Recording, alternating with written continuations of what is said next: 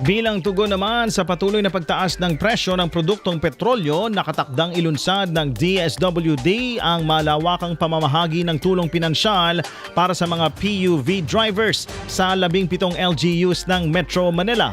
Sa ginanap na press briefing sa Malacanang nitong Miyerkules, inihayag ni DSWD Secretary Rex Gatchalian na magsisimula ang payout sa darating na Marso, ika-17 ng buwan sa ilalim ng programang AICS or AIX.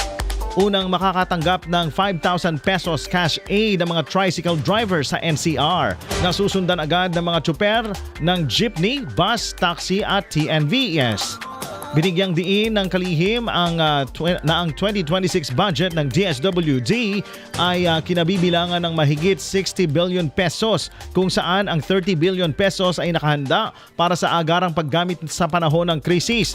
Dagdag pa niya, itinuturing ng mga individuals in crisis ang mga PUV drivers dahil sa direktang tama ng oil price hike sa kanilang hanap buhay.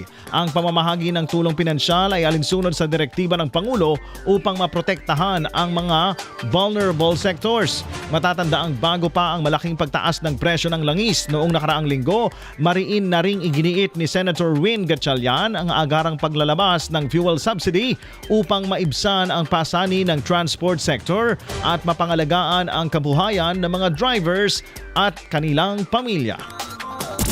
IFM News.